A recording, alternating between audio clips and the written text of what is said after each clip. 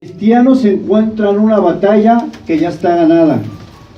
Es decir, nosotros estamos hay una guerra espiritual, así lo dice Efesios, que nuestra lucha no es contra carne ni sangre, sino contra potestades, y ahí empieza a dar una lista de un orden, de una jerarquía que hay en las tinieblas.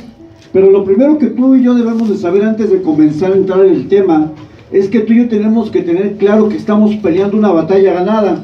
¿Cómo es eso? Colosenses 2:15, que es la siguiente diapositiva, hablando de Jesucristo en la cruz, dice: y despojando o venciendo a los principados y a las potestades, los exhibió públicamente, ¿qué? Triunfando sobre ellos. Es decir, Jesús en la cruz nos dio la victoria sobre estas potestades que menciona Efesios. Él nos dio la victoria. Él, a través de su muerte, hermanos, nos le da la victoria al cristiano. Así es que estamos peleando una batalla que ya está ganada. Amén. Pero no significa que no haya batalla, no significa que no haya oposición. Hebreos 2:14 nos lleva al mismo punto, la que sigue. Así que por cuanto los hijos participaron de carne y sangre, Él también participó de lo mismo, para destruir por medio de la muerte de Jesús, al que tenía que el imperio de la muerte. Esto es, ¿a quién? Al diablo. Entonces Jesús en la cruz nos da la victoria sobre la guerra espiritual. Por eso muchas veces nosotros, a veces cuando estamos pasando alguna situación sobrenatural que si llega a pasar, no sabemos cómo actuar, y a veces hacemos declaraciones con nuestros labios, y a veces tenemos acciones de nosotros querernos pelear con el diablo. No hay ni un solo versículo en la Biblia, en toda la Biblia, que nos invita a pelearnos con el diablo. No hay ni uno solo va a encontrar y dice: ve y peleate con los demonios. No hay ninguno solo. ¿Por qué? Porque la guerra ya está ganada, pero vamos a tener batallas. Ya Jesús venció en la cruz. Como cristianos, que tenemos que entender que estamos en una guerra sin cuartel. ¿Qué significa? No hay tregua, no hay descanso. Imaginemos que usted, hermano, le llaman del ejército, como en Estados Unidos, ¿no? Los llaman a ir a la guerra. Y usted va al campo de batalla y le dicen: va a recibir un entrenamiento. Y usted en el campo de batalla, en los cuarteles, usted le dice: no, yo no voy a tomar el entrenamiento. Usted se niega a tomar una capacitación, un adiestramiento para saber cómo usar las armas que le van a dar, cuál es la estrategia del enemigo, qué es lo que va a hacer en el campo de batalla. Imaginemos que usted se encuentra justo en el campo de batalla, tiene un arma, pero como usted no quiso aprender cómo usar la arma, ¿qué le va a pasar a usted? ¿Qué le va a pasar a usted, hermano, si usted no sabe cómo usar las armas? Muerto, así es. ¿Cuántas veces como cristianos hemos perdido batallas, guerras, vamos a llamarlo momentos de conflicto, porque no sabemos qué hacer? A mí me ha tocado ver a lo largo de los años personas que hacen cuestiones muy raras. Gente que agarra escobas, gente que agarra bastones, y cuestiones raras, queriendo ahuyentar los demonios, los enemigos. Gente que agarra ropa y empieza a dar hacia el aire, parecen santeros ya. Una vez vimos una hermana que estaba como cortando con tijeras, y una serie de actitudes completamente fuera de lugar. ¿Por qué? Porque las personas no saben que la batalla está ganada para empezar, ¿no? Para empezar, la batalla está ganada, para empezar. Sin embargo, la palabra de Dios sí nos enseña que tenemos que tener ciertas reacciones. Y la postura de muchos cristianos es que a este tema del diablo no le dan importancia. O por otro lado, muchos cristianos ven el diablo en todas partes. Muchos cristianos: ese es el diablo. Oye, que alguien se metió en la fila del pan delante de ti, es el diablo. Alguien se te cruzó y te dijo una grosería, es el diablo. Debemos de entender que no todo es el diablo también.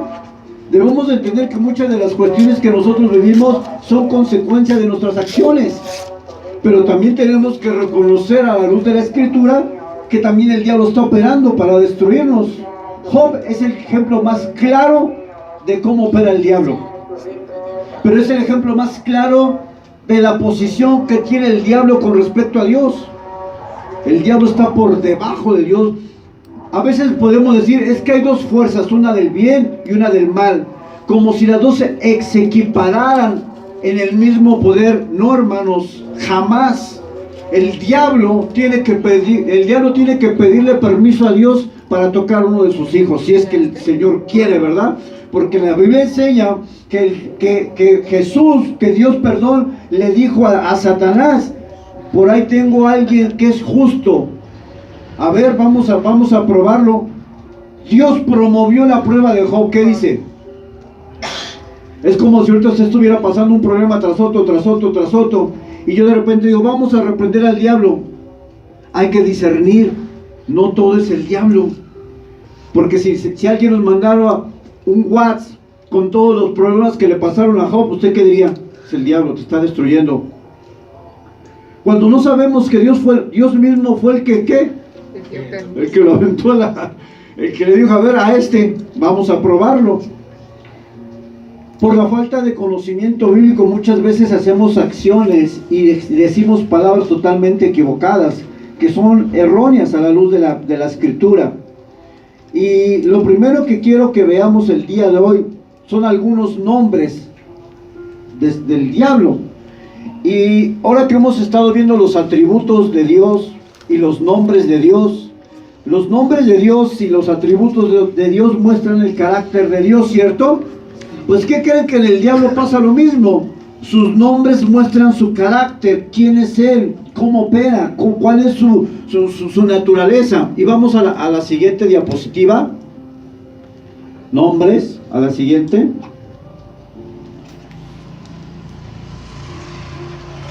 Uno de los nombres que se le atribuye al diablo en la Biblia es el maligno.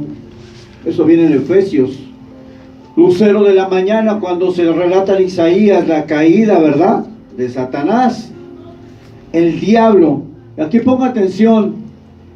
El acusador. En Mateo 13:19, cuando habla de la parábola, que dice que viene el diablo y quita la palabra cuando es lanzada a la tierra, se refiere al diablo como el malo. Juan 8:44 se refiere al diablo como padre de mentira. Y nos damos cuenta que por sus nombres vamos a ver cómo él va a operar. Acusa, ¿y qué? Mentira. Satanás, la palabra Satanás en el hebreo significa adversario. Y la palabra griega que se usa en el Nuevo Testamento es acusador. Es decir, en el Antiguo Testamento Satanás se refiere a ese adversario. Y en el Nuevo Testamento, en el griego, la palabra que se usa para él es diablo, como el acusador. También se le conoce como el tentador. Y en Apocalipsis se le conoce como el gran dragón o la serpiente antigua. Estos son algunos de los nombres. Y quiero que ponga atención en este tentador y adversario. Porque eso nos habla un poquito, nos va dando luz acerca de que efectivamente tú y yo tenemos ¿qué? Un adversario.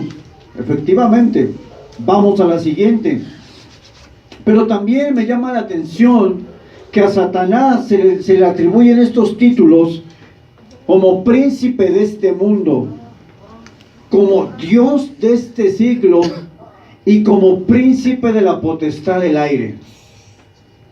Estos títulos que tiene Satanás no dan lugar para decir que es mayor que Dios. Estos hablan de la influencia de Satanás en el mundo.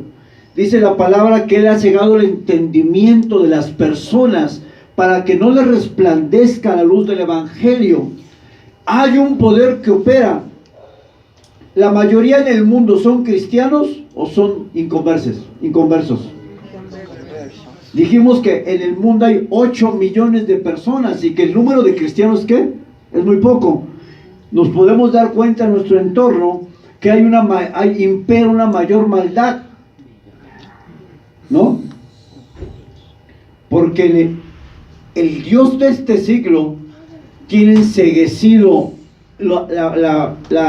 la vista de las personas que no conocen a Dios. Estos títulos describen la influencia de Satanás en el mundo, pero no un poder superior al de Dios. Eso es importante, porque esto lo hemos visto en muchos pasajes, lo hemos escuchado, y a veces yo sé que se ha preguntado, pero ¿a poco? ¿Por qué es príncipe? Solamente son títulos que refieren a una influencia en el mundo del diablo, pero es interesante cómo la Biblia se refiere a Satanás con estos títulos, porque ciertamente hay un poder que opera en el aire, ¿verdad? Hay personas que tienen ese don de poder ver ciertas cosas. Yo considero que sí existen personas que Dios les ha dado el don, eso es bíblico, pero que también tenemos que tener mucho cuidado. Muchas veces las personas se sugestionan con estos temas, con sueños y cuestiones así, ¿no?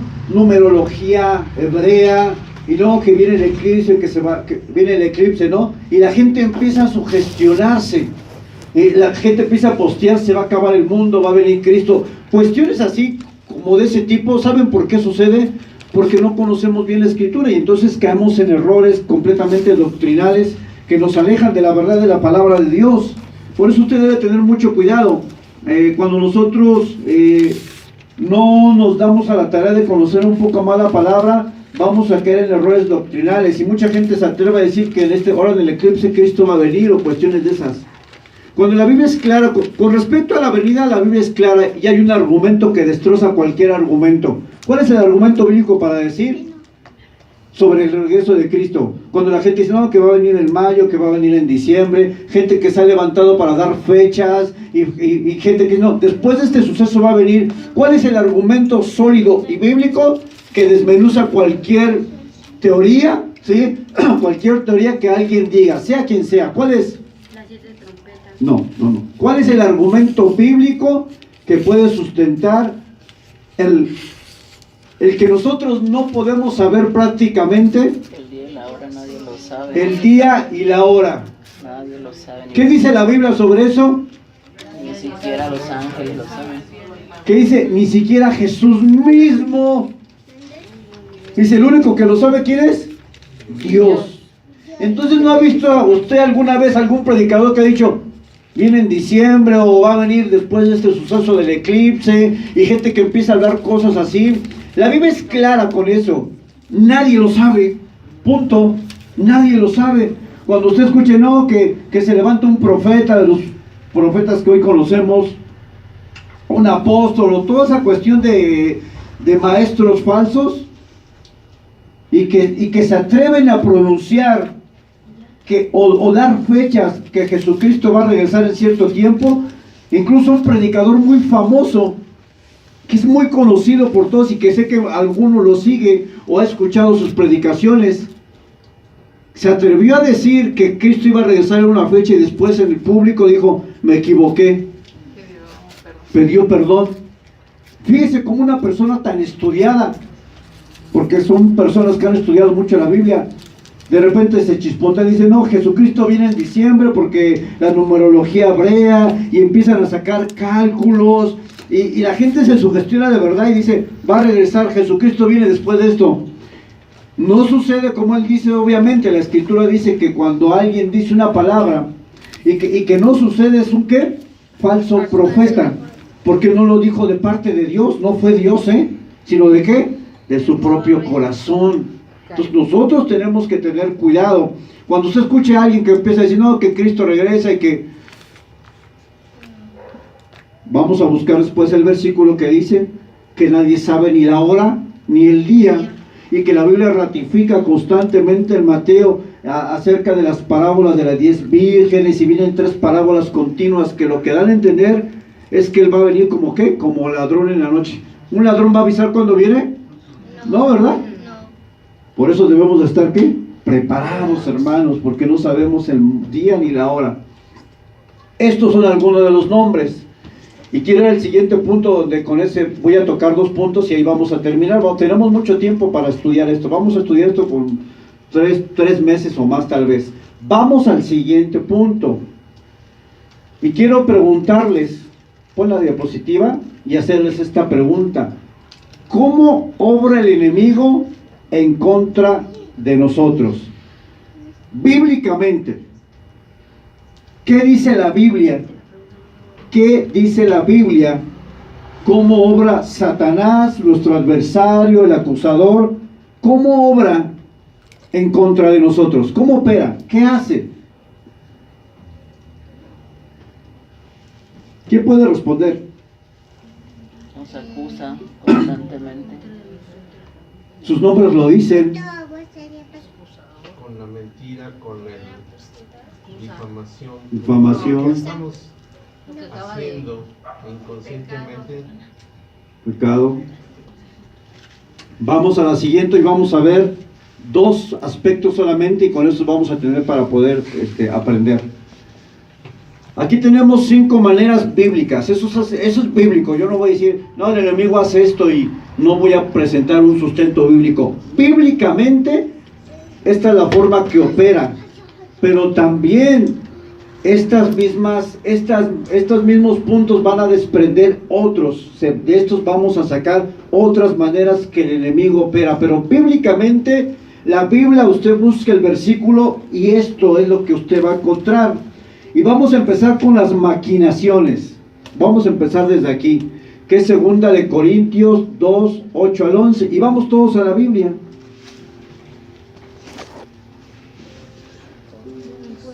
Tengo 15, 20 minutos todavía. 2 de Corintios. ¿Cuál es la que dije? 2:8 al 11. Amén.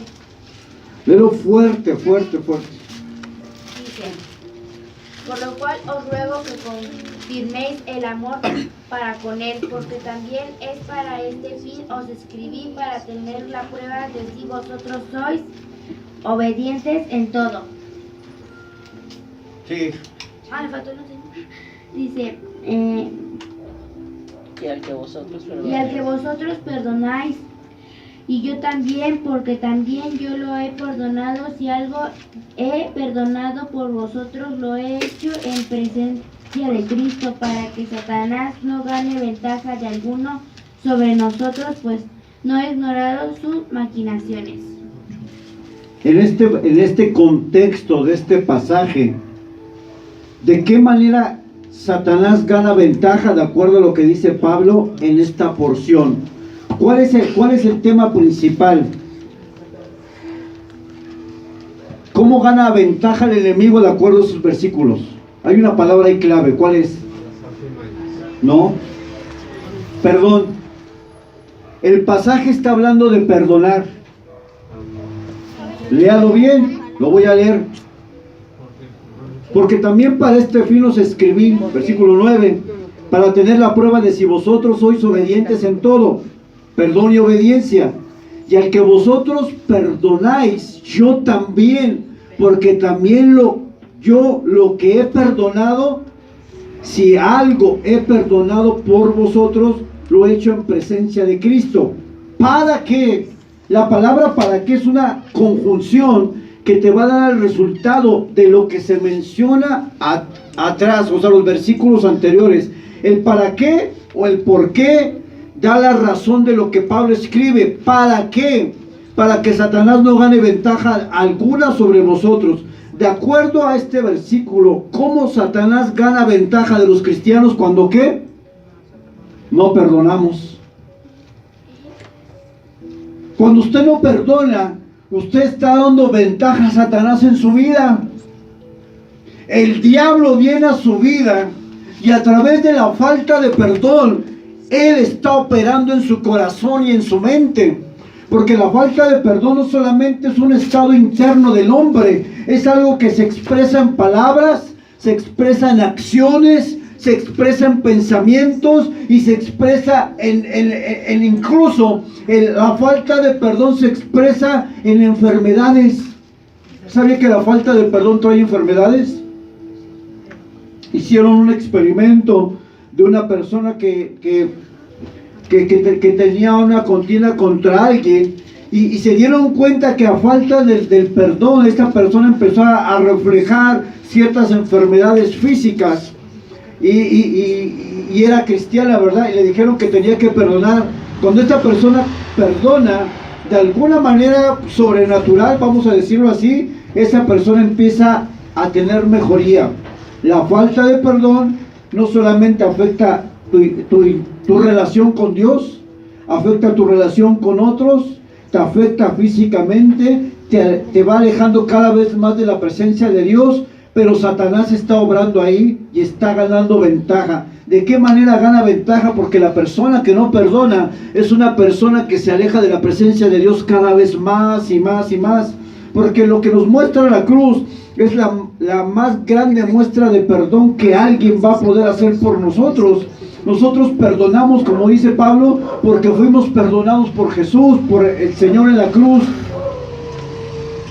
Y a lo mejor hay algo que no pareciera que no es perdonable, pero cuando nosotros miramos la cruz del Calvario y Jesús ha perdonado lo más imperdonable que nadie conoce de nosotros, ¿cree usted que hay algo que no podamos perdonar? A veces estamos entre la espada y la pared, ¿no? Que dice, híjole, lo perdono, no lo perdono. Pero no hay ofensa tan grande como la que nosotros le hacemos al Señor. No hubo más ofensa más grande. ¿Y él qué? Nos perdonó. Ahora este pasaje está hablando del perdón, pero Satanás gana ventaja de nosotros cuando mentimos, cuando tenemos envidia, cuando tenemos avaricia, cuando robamos, cuando hay inmoralidad sexual. Cualquier pecado nos cedemos espacio, cedemos terreno y Satanás gana ventaja. Y la palabra maquinación es la palabra que se usa para un plan. La falta de perdón es el comienzo, pero Satanás va a ocupar la falta de perdón para comenzar un plan para destruirte.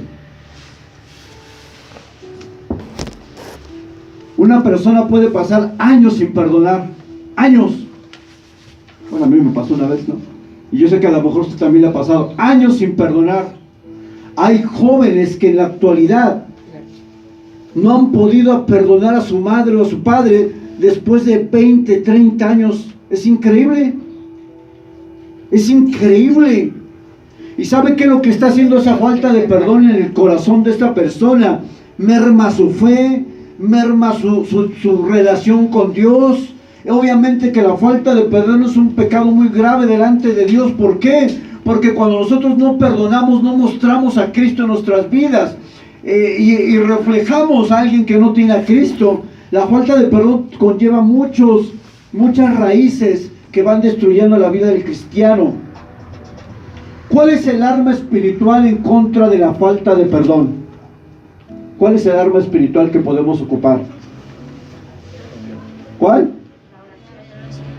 La oración, ¿qué más? ¿Qué dice la Biblia?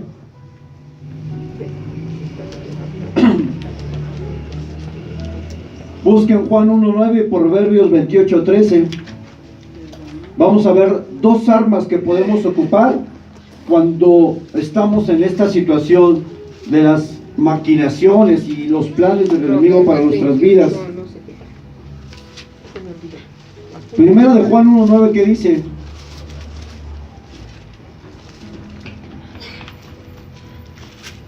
Si confesamos nuestros pecados, Él es fiel y justo para perdonar nuestros pecados y limpiarnos de toda maldad.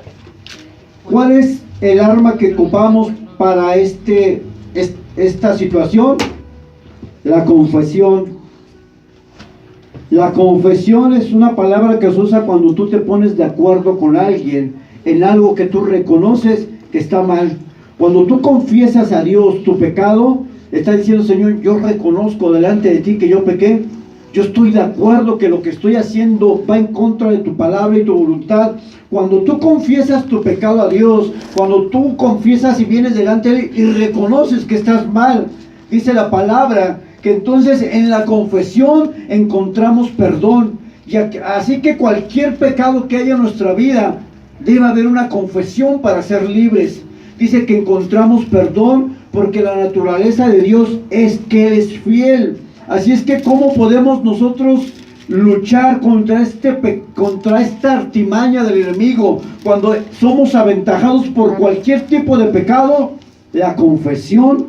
¿Y la confesión trae qué? perdón y el carácter de Dios es puesto en obra a través de su fidelidad. Pero no solamente es la confesión. Proverbios 28:13, ¿qué dice? El que encubre sus pecados no prosperará, mas el que los confiesa y se aparta alcanzará misericordia. ¿Cuál es la otra clave después de la confesión? ¿El qué? ¿Qué necesitas confesar y qué más? Y apartarte. Tú puedes confesar y permanecer en lo mismo, pero tú puedes confesar y apartarte del pecado. ¿Qué es lo que Dios quiere? Que no solamente confesemos el pecado, sino que nos apartemos del pecado. Y fíjense lo que dice Proverbios 28:13: el que los encubre, el que los guarda, el que los esconde, ¿no qué? No prospera. El pecado, hermanos, trae pobreza espiritual, pero también trae pobreza económica. Una persona que constantemente está en pecado, no hay un avance en la vida, hay un estancamiento. ¿Por qué? Porque la Biblia lo dice: el que encubre sus pecados no avanza. Por eso las personas llevan años queriendo comprar una casa, queriendo hacer un carro, queriendo hacer algo en su vida. ¿Saben por qué no avanzan? Porque seguramente o posiblemente hay un pecado escondido. Y cuando no hay confesión de pecado, cuando tú te cierras a confesar tu pecado, no prosperas. Eso dice la palabra. Por eso, hermanos, el cristiano constantemente tiene que venir en arrepentimiento al Señor, al trono de la gracia. Tal vez nosotros podamos rechazar a alguien por sus pecados, pero hay alguien que no te va a rechazar jamás. Y es a donde nosotros debemos ir, a la fuente del perdón suprema. Tal vez entre nosotros mismos podamos caer incluso en juzgarnos, pero hay alguien en el cual que tú puedes acercarte, que Él no te va a juzgar. Él te va a restaurar si lo confiesas y te apartas del pecado. Dice aquí: y alcanzará misericordia. Esto es un arma espiritual, la confesión y el apartarse de ellos, de los pecados. Una maquinación, una artimaña es un plan que el enemigo ha detallado minuciosamente para sacar a los hijos y a las hijas de Dios de su voluntad. ¿Usted sabe que en el momento que usted aceptó a Cristo, su cabeza tiene precio? ¿Usted sabe que en el momento que usted reconoció a Jesús como su Señor y Salvador, usted se convirtió en el enemigo, en lo peor, y su vida tiene precio? Espiritualmente, usted tiene un enemigo, tenemos un enemigo que va a buscar destruirnos a toda costa. Sus maquinaciones siguen vigentes, no ha cambiado. Él quiere destruir tu vida, tu matrimonio, quiere destruir tus relaciones en el hogar, quiere destruir tus relaciones en la congregación, quiere destruir tu vida personal, tus anhelos, quiere destruir absolutamente todo. Y tenemos que ver que esto es una realidad. A la luz de la Biblia tenemos a alguien que está haciendo un plan contrario al plan de Dios. ¿Qué dice Jeremías 29:11? Que los planes de Dios son ¿qué? Buenos, para bien. Ese es el plan de Dios. Pero el plan del enemigo, ¿cuál es? Destrozarte totalmente. Que vuelvas a caer en los hábitos, que mientas, que robes, que tengas pecados ocultos, que engañes a tu esposa, que engañes a tu esposo, que robes en el trabajo, que mientas. A través de esos canales del pecado, nosotros venimos y somos destruidos. Y vamos a ocupar la historia de Nehemías para ver dos puntos. Quiero que vayan a Nehemías. Vamos a estar viendo 1, 2, 3 y 4. Y vamos a ver la acusación. Vamos, póngase o vaya a Nehemías. Vamos a estar viendo varios capítulos de ahí, varios versículos. Apocalipsis 12:10 dice: entonces oí una gran voz en el cielo que decía: ahora ha venido la salvación, el poder y el reino de nuestro Dios y la autoridad de su Cristo, porque ha sido lanzado fuera el acusador de nuestros ¿qué? Hermanos, el que los acusaba delante de Dios día y noche. Cuando hay alguna acusación es porque hay algo que acusar, es decir, hay algo en contra. El diablo no va a acusar algo que no exista en nosotros, él va a acusar algo que sí esté sucediendo. Y vamos a Nehemías, la historia de Nehemías en el capítulo 2. Ustedes recuerdan que en el capítulo 1 Nehemías ora porque sabe que los muros están caídos, se mete en oración y en ayuno, se presenta ante el rey le dice qué recursos necesitas, y entonces Nehemías emprende este viaje a Jerusalén. Y aquí me llama la atención algo, y es donde yo quiero comenzar. Nosotros, hermanos, cuando hablamos del diablo como acusador, el primer punto que quiero tocar es que somos acusados en palabras. Escuche, en palabras. Nehemías capítulo 4, versículo 1 al 3. ¿Vamos todos ahí? 4, 1 al 3. Vamos a ver estos puntos. Dice así la palabra: cuando oyó Sanballat que nosotros edificábamos el muro, ¿qué pasó ahí? Dice, se enojó y se enfureció en gran manera e hizo escarnio de los judíos. Y escuche, y habló delante de sus hermanos y del ejército de Samaria y dijo: ¿qué hacen estos débiles judíos? ¿Se les permitirá volver a ofrecer sus sacrificios?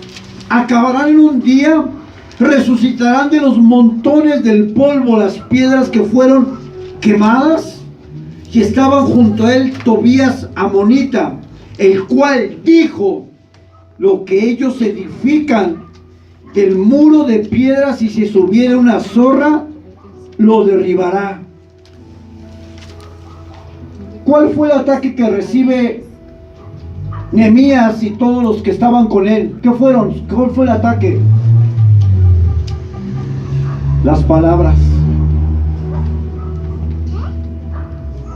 En el capítulo 2 dice que ya van construyendo ciertas partes de la muralla, porque estaban divididas en ciertas puertas.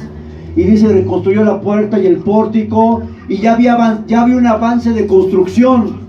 Pero cuando oye Sanballat y otras personas que eran de otras naciones, dice que lo primero que hacen es hablar en contra de ellos. ¿No le ha pasado que cuando usted quiere buscar de Dios, lo primero que te dicen: ¿y tú vas a buscar? Oye, pues no que eres cristiano. Uy, tú no vas a poder. Mejor quédate así. ¿Para qué vas a la iglesia? No tiene sentido. ¿No le ha pasado que cuando usted quiere buscar de Dios, tu propia familia muchas veces le dice: pues ¿para qué vas? Siempre caes en lo mismo. Note cómo las palabras son una herramienta del diablo para que usted se rinda. Dice la palabra de Dios que el propósito era que la obra se detuviera. Ya había un avance, y eso pasa en nuestras vidas. Ya vamos avanzando, ya comenzaste a caminar con Cristo, ya comenzaste a tener unos cambios en tu vida, y de repente llega un amigo, un primo, un vecino y te dice: ¿ya te volviste hermano?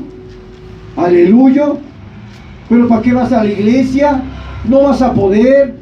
Mira, más rápido vas a creer que lo que ya estás en la iglesia. Y a través de las palabras que el enemigo usa, esta es una guerra espiritual, pero el enemigo se vale de recurso humano para pelear. Esto es espiritual. Hay un plan para destruirte, pero el enemigo usa recurso humano. Obviamente gente que no conoce de Dios, y también hay gente que conoce de Dios. Qué tremendo, ¿no? Las palabras, la acusación. Cuando alguien se quiera levantar en el camino de Dios, no falta quien te diga: pero hace 5 años me robaste, hace 2 me golpeaste, hace 5 años tú estabas peleándote allá, hace 10 estabas robando, delinquiendo, hace 15 estabas maltratando a tu esposa. Fíjense cómo el diablo usa palabras de acusación, porque es el acusador, para que tú y yo detengamos la obra, porque el propósito de estos hombres era que Nehemías dijera, ya no más, ya, es cierto, este muro se va a caer si se sube una zorra a las piedras, lo va a derrumbar. ¿Qué estaba diciendo este enemigo? Que las murallas no eran tan fuertes, porque algo tan pequeño iba a poder derribar esta muralla. Sin embargo, muchas veces el enemigo usa detalles sutiles para decirte, tú no puedes, no vas a acabar, te vas a estancar, vas a querer lo mismo. Otra vez has intentado 5, has intentado 10 y no te vas a poder levantar. Vas a volver al mismo hoyo de donde saliste hace 10 años. Y son las palabras que usa el enemigo a través de un recurso humano para tratar de detener la obra que Dios está en tu vida. ¿No le ha pasado? A mí me ha pasado. Y más cuando recién uno se convierte, son cuando más acusaciones en el propio hogar, ¿cierto? A veces son nuestros propios hermanos en la sangre, nuestros propios padres que no son cristianos, nuestros propios hijos o esposa o esposo que no son cristianos. Es una batalla espiritual, pero esta se ejecuta de manera física. Acusador, el acusador siempre te va a poner el dedo y te va a decir, tú no te vas a poder levantar otra vez. Tú tienes que detener la obra, tienes que dejar de restaurar los muros. Nota una cosa importante. Cuando alguien comienza a restaurar su vida, cuando alguien comienza a tener pasos en Cristo y comienza a ver restauraciones de muros en su vida, de situaciones, va a venir alguien que te va a decir palabras para que tú te detengas. ¿Qué pasó con David y Goliat? Y este es un ejemplo muy claro de que la guerra con Goliat, antes de ser física, fue ¿de qué? De palabras. Palabras. Hay veces que nuestro enemigo parece más gigante, más fuerte, y de hecho lo era. Ven Joshua, ven hijo. Vean este cuadro, hermanos, y díganme quién va a ganar. Pórate aquí, hijo. David y Goliat. Si peleamos, ¿quién gana? ¿Quién gana? Dice la Biblia que David era como un niño, o sea, era un gigante de 2 metros, bien armado, acorazado, con una lanza. Y David lo único que traía era una ¿qué? Si tú ves este cuadro, tú mismo como en lo natural vas a decir, va a ganar Goliat. Parezco más fuerte, soy más grande, y a la luz de los ojos naturales, yo voy a ganar. Pero David no ganó por su fortaleza física. David no ganó porque era diestro en la batalla. De hecho, Saúl le quiso poner una armadura y que dijo, no me queda, Saúl, me queda de mameluco. Imagínate, Saúl, no voy a poder ni caminar con esta armadura, no me queda. Yo soy diestro en otra cosa, porque cuando viene el león, el oso y quiere llevarse las ovejas, ¿qué? Yo las descuartizo, yo los mato.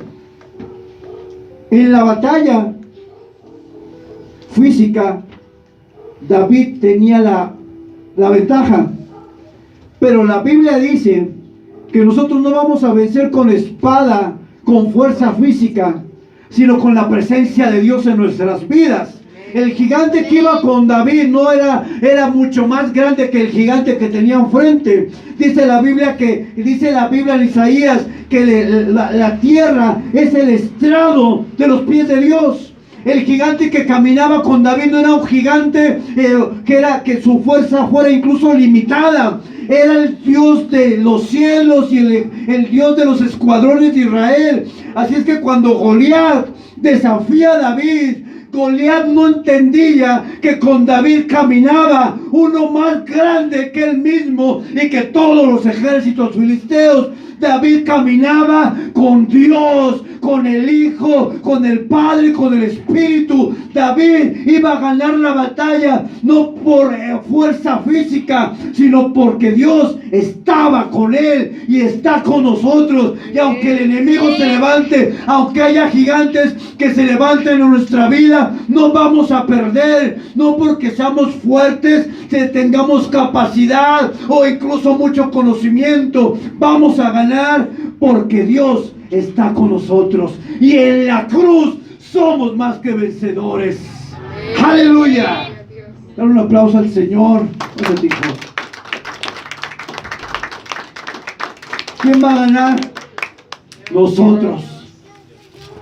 Así que cuando venga un ataque a su vida, un ataque espiritual, un ataque físico, diga: ay, si tú supieras quién camina conmigo, si tú supieras que detrás de mí hay un gigante poderoso que no tiene límite en su poder, la gente correría, porque Dios está con nosotros. Dios está conmigo. No tenemos temor. Pero Satanás buscará acusarte con palabras para hacer que te detengas. Capítulo 4, versículo 6. Vea lo que dice ahí. Edificamos pues el muro, y toda la muralla fue terminada. ¿Hasta dónde? Hasta la mitad. Porque el pueblo tuvo ¿qué? Ánimo para trabajar. Es decir, el pueblo empieza con ánimo, está construyendo, pasan ya las palabras de estos hombres, siguen, pero fíjese que pasa en el versículo 10. Y dijo Judá: las fuerzas de los acarreadores se han ¿qué? Debilitado, y el escombro ¿qué? Es mucho. ¿Y qué dice ahí? No podemos. Y nuestros enemigos dijeron: no sepan ni vean hasta que entremos en medio de ellos y los matemos y hagamos cesar ¿qué? La obra. Hermano, yo te tengo una noticia que no es tan buena, pero tiene algo bueno. El enemigo no cesará hasta que la obra cese en tu vida. Él tiene un plan para que lo que tú estás comenzando y Dios se detenga. Él tiene artimañas para que tú renuncies a Cristo. Él tiene artimañas para que tú te rindas. Él tiene artimañas para que tú caigas y no te levantes. Él va a intentar detener la obra que Dios ha comenzado en tu vida de diferentes maneras. El pueblo aquí había perdido fuerza y dijeron: el escombro es mucho y ya no podemos edificar el muro. En otras palabras, las palabras que dijeron en el versículo 1 al 4 sí tuvieron un efecto en los trabajadores, porque en un momento dijeron: ya. ¿No le ha pasado a usted como cristiano que dice: ya, pastor, no puedo más? Un problema, otro problema, otro problema, y viene el acusador con pensamientos, que es lo que vamos ahorita, con pensamientos que te dicen: pues sí, ¿para qué sigues yendo a la iglesia si no has cambiado? Mira, tu esposa, tu hijo, te acabo de decir que eres el mismo, no has cambiado en nada. Y tú, en tu pensamiento, te alineas con las palabras de Satanás. ¿Y sabe cuándo tiene efecto Satanás en nuestras vidas? Cuando tú te alineas con sus pensamientos. No, pues sí, ¿verdad? Yo creo que yo no sirvo para esto.